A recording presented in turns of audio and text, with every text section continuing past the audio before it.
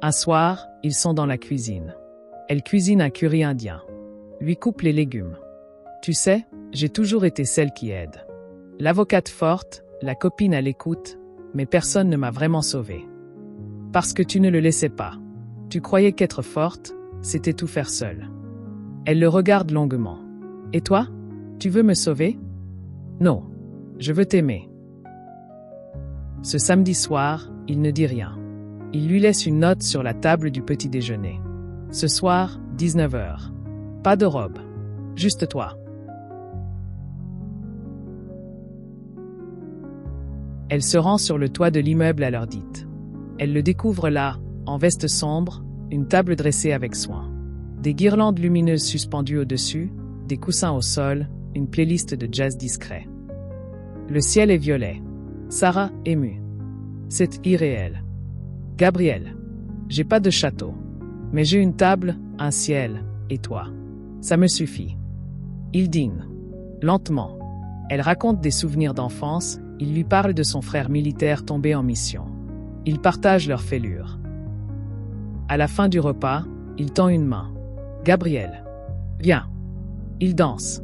L'un contre l'autre. Elle pose sa tête sur son torse, ferme les yeux. Sarah. Je n'ai pas peur. Je suis juste surprise. D'aimer à nouveau. Gabriel, chuchotant. Moi je n'ai jamais cessé d'attendre.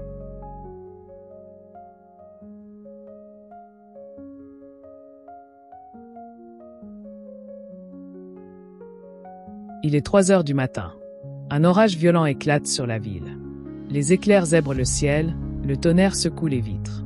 Sarah est allongée dans son lit, les draps mouillés de sueur. Elle se réveille d'un cauchemar où elle revoit la scène du mariage, le baiser, le rire de Camille, les yeux coupables de Raphaël. Elle hurle, se redresse en tremblant. Sa respiration est saccadée. Elle regarde autour d'elle, panique. Elle sort du lit, pieds nus, traverse le couloir et descend les escaliers jusqu'à la chambre d'amis. Elle frappe, 2 coups faibles. Gabriel ouvre presque instantanément, torse nu, les cheveux en bataille, l'air inquiet. Sarah, tu vas bien? Sarah, les larmes aux yeux. Non. J'ai peur. Je sais que c'est stupide. Mais je peux pas rester seule. Il ne pose pas de questions. Il la fait entrer, referme doucement la porte. Il lui tend une couverture, l'installe sur le lit. Elle s'assied, secouée. Sarah, chuchotant. Ce n'est pas le cauchemar. C'est de me rendre compte que je croyais encore à ce qu'il m'avait dit. Même après ce qu'il m'a fait. Gabriel s'assied à côté d'elle. Il ne la touche pas, par respect. Il reste là. Elle tend la main. Il la prend. Le silence est lourd, mais réconfortant. Sarah, après une longue pause. Tu veux que je t'embrasse? Ou tu veux que je guérisse d'abord? Il sourit. Hésite. Gabriel. Je veux les deux. Mais je te laisserai choisir quand. Alors elle l'embrasse. Lentement. Il répond, avec délicatesse. Rien n'est précipité. Ce n'est pas une passion brûlante. C'est un feu discret, mais profond. Dès le lendemain, quelque chose a changé. Pas dans les gestes, mais dans les regards. Sarah le cherche du regard. Gabriel sourit plus souvent. Une tendresse discrète, mais omniprésente. Ils passent leur soirée à lire, à cuisiner ensemble. Gabriel la regarde lorsqu'elle lit en silence, assise en tailleur sur le canapé, une tasse de thé fumant dans ses mains. Un soir, ils sortent dîner. Elle le prend par la main au restaurant. Il la regarde, surpris. Sarah, je ne veux pas me cacher. Pas parce que j'ai quelque chose à prouver. Juste parce que j'en ai assez de survivre en silence.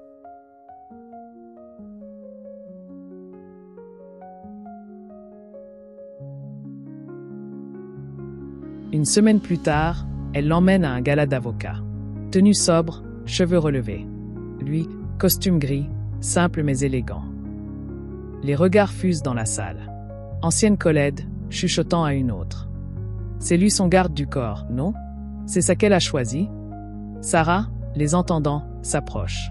Ce que j'ai choisi, c'est la loyauté, le respect et l'amour. 3 choses que je n'ai jamais eues avec vous ni avec Raphaël. Elle prend la main de Gabriel, le regarde avec fierté. Ce soir-là, il devient officiellement son compagnon.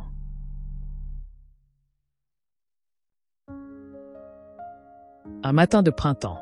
Sarah sort du tribunal, après une affaire sensible.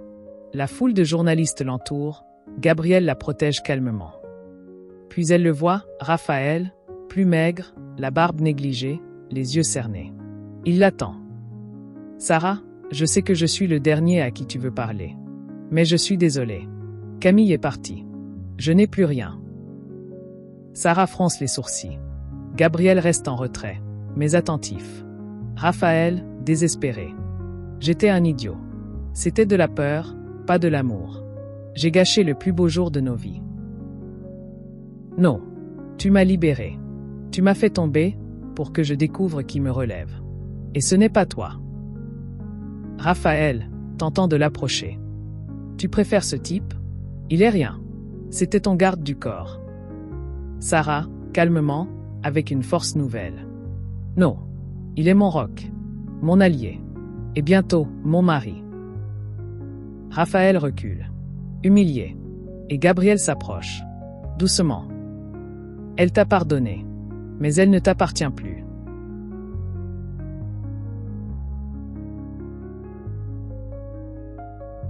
Ils partent un week-end dans les Vosges. Une petite cabane en bois, au bord d'un lac gelé. Gabriel prépare un feu, Sarah cuisine. Il rit, blotti sous une couverture. Le soir, il sort une boîte en velours. Il ne s'agenouille pas. Il reste assis à côté d'elle, les yeux dans les siens. Je n'ai pas de conte de fées à t'offrir. Mais j'ai la vérité, la paix et moi. Entier. Tu veux ça? Pour la vie? Sarah le fixe, les larmes aux yeux. C'est tout ce que j'ai toujours voulu. Oui. Ils s'embrassent longuement. Dans la pièce, seul le feu crépite.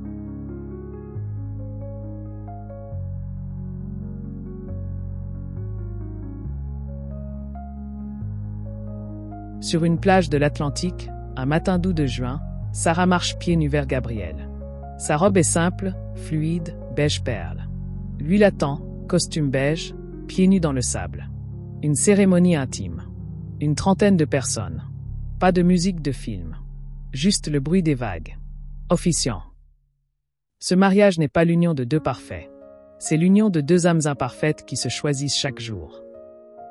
Ils échangent des regards tendres, des vœux sincères. Pas trop longs. Juste vrai.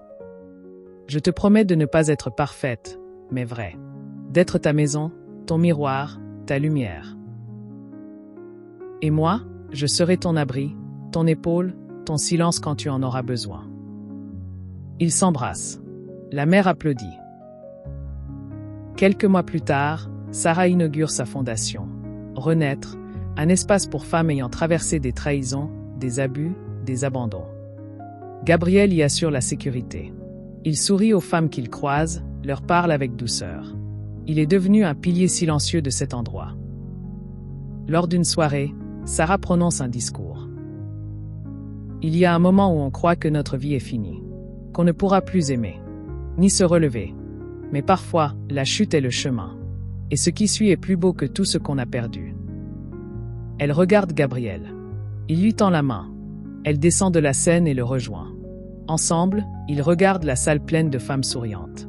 Et l'avenir commence.